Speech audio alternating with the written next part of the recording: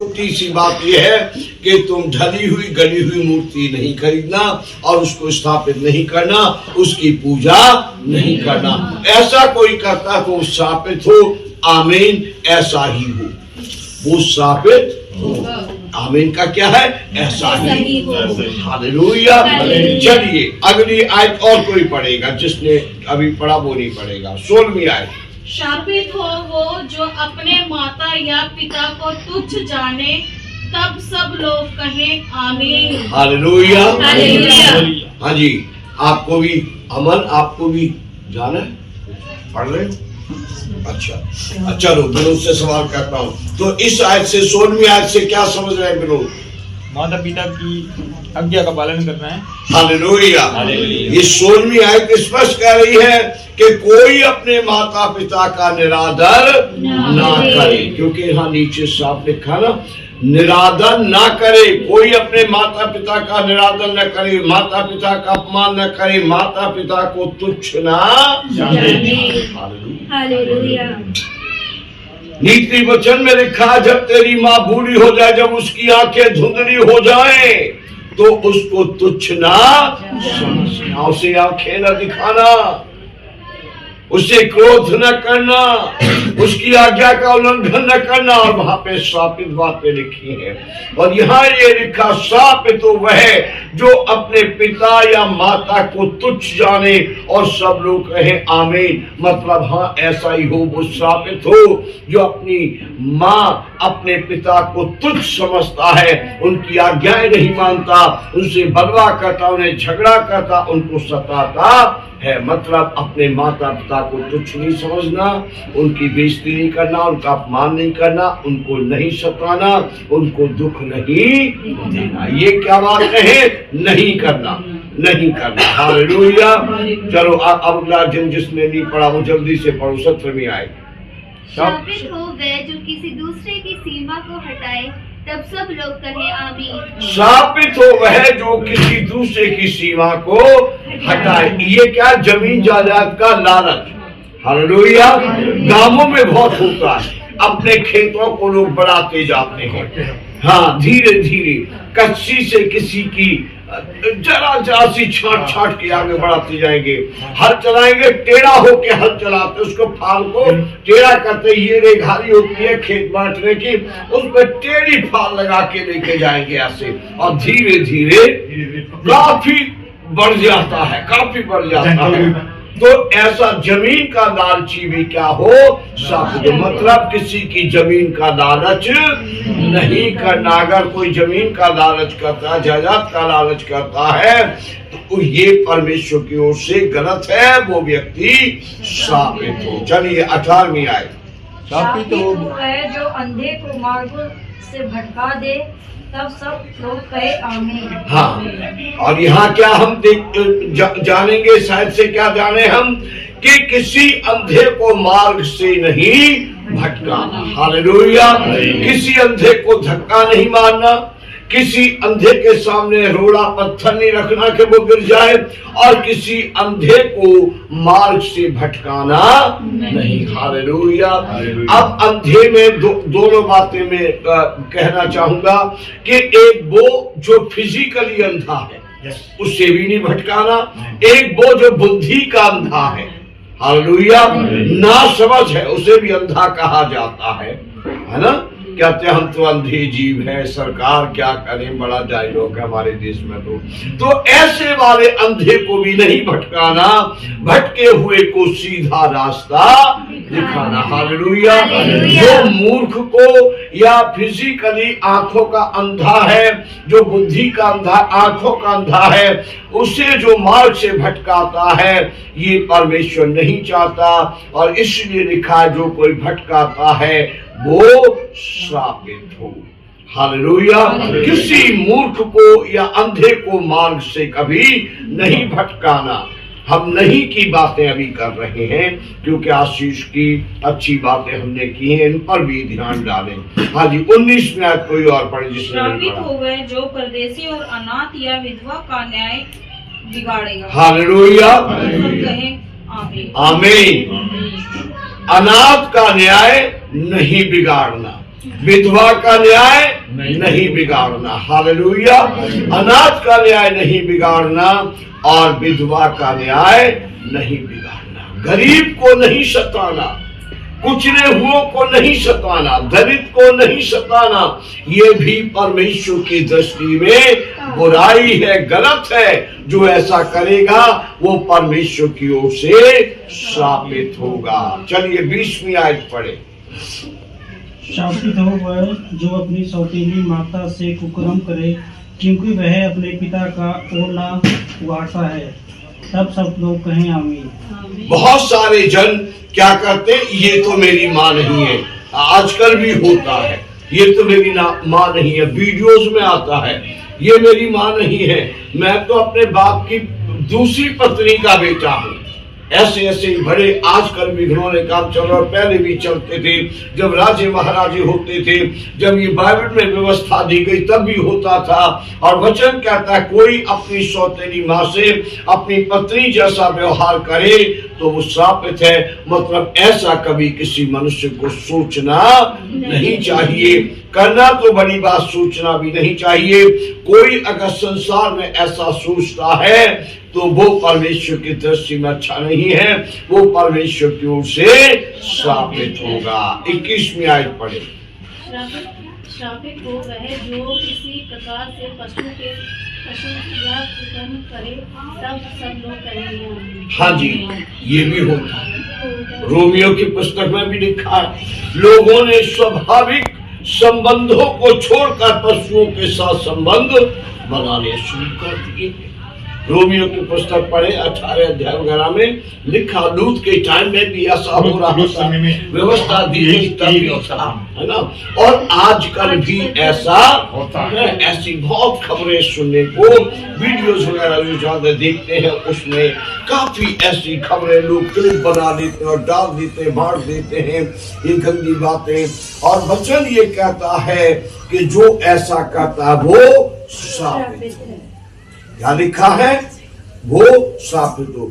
मतलब ऐसा काम नहीं करना चाहिए। ये परमेश्वर की दृष्टि में घिनौना है, ये परमेश्वर की दृष्टि में पाप है। पशु पशु है, जानवर जानवर है, मनुष्य मनुष्य है।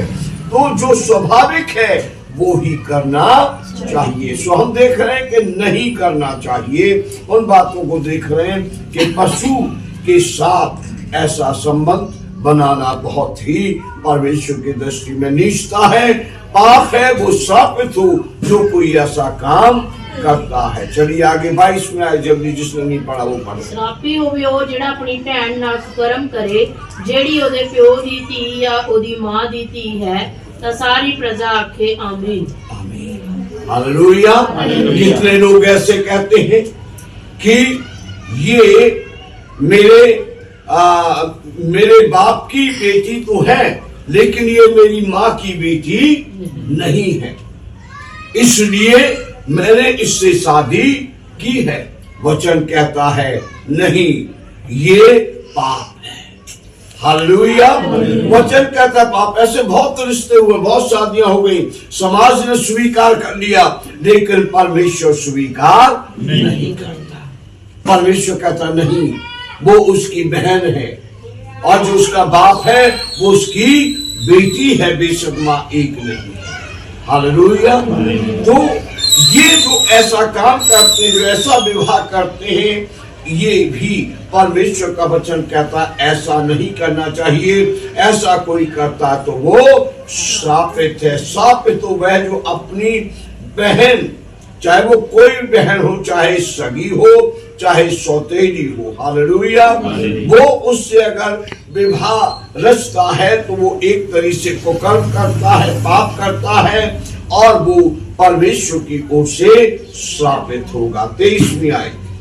शापित है वे जो अपनी सांस के संग कुकर्म करे, तब सब लोग कहें आमीन। हाँ, आजकल तो आपने एक से अधिक सुन लिया होगा कि बेटी तो हल्दी वो मेहंदी लगाए रह गई और बेटी की माँ तो अपने जवाई राजा के साथ भाग गई।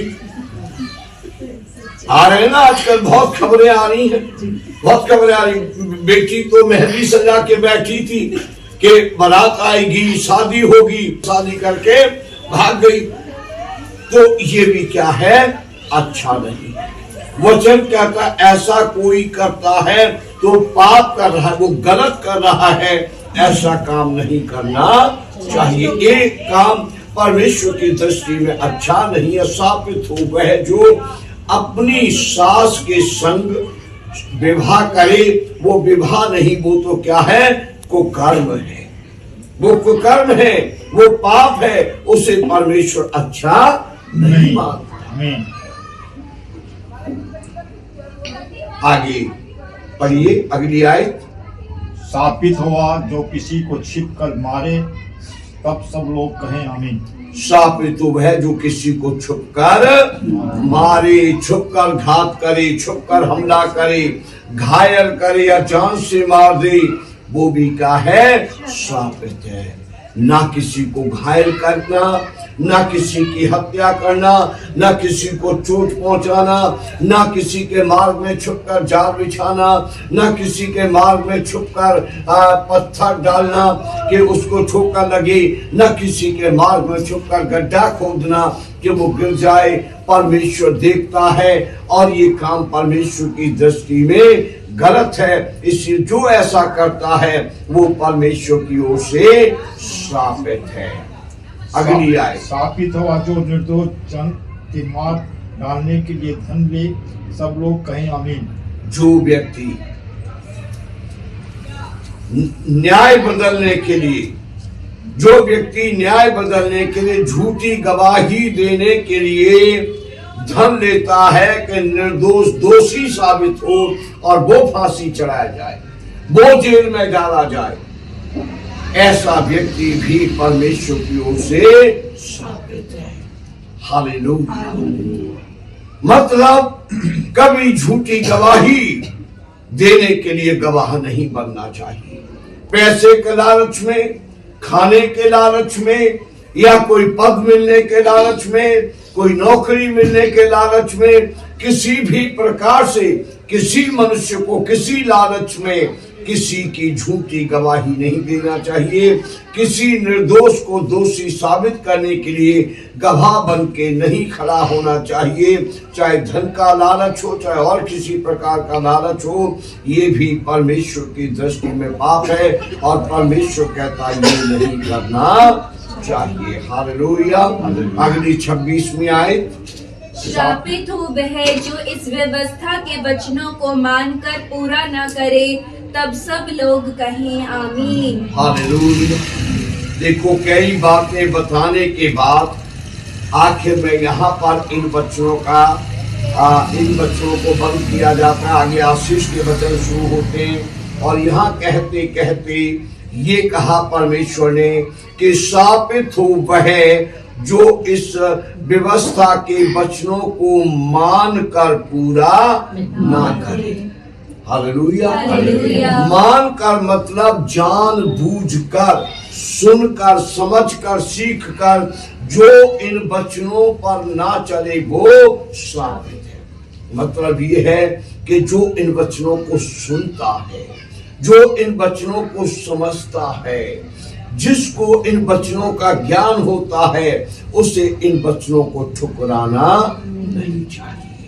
हालेलुया। इन वचनों को छोड़ना नहीं चाहिए, इन वचनों का उल्लंघन नहीं करना चाहिए।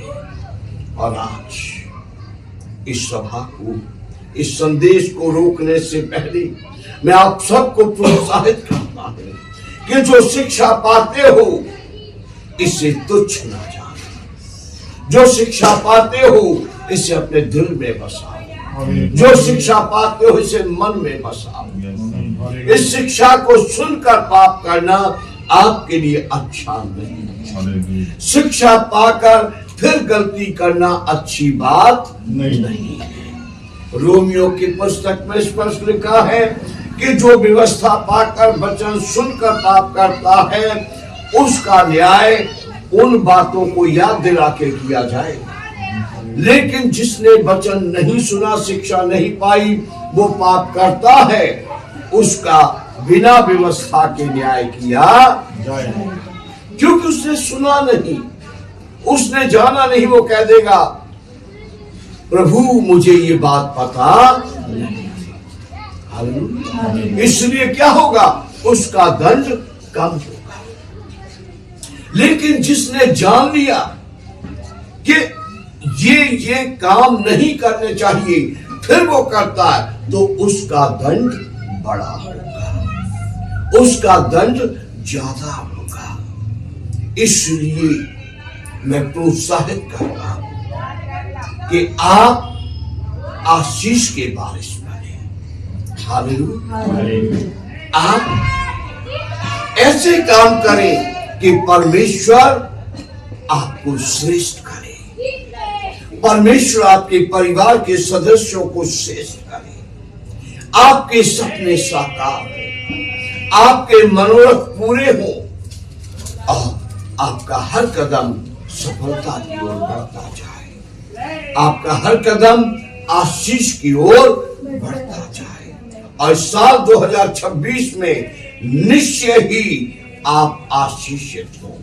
आपके किचन के बर्तनों से भोजन खत्म ना हो, आपके बटुए से, आपके भंडार से धन खत्म ना हो, आपके दिल से आनंद कभी खत्म ना हो, आपकी आत्मा, आपके मन से शांति कभी खत्म ना हो, आपके निवास स्थान में, आपके घर में शांति और अमन हमेशा कायम रहे।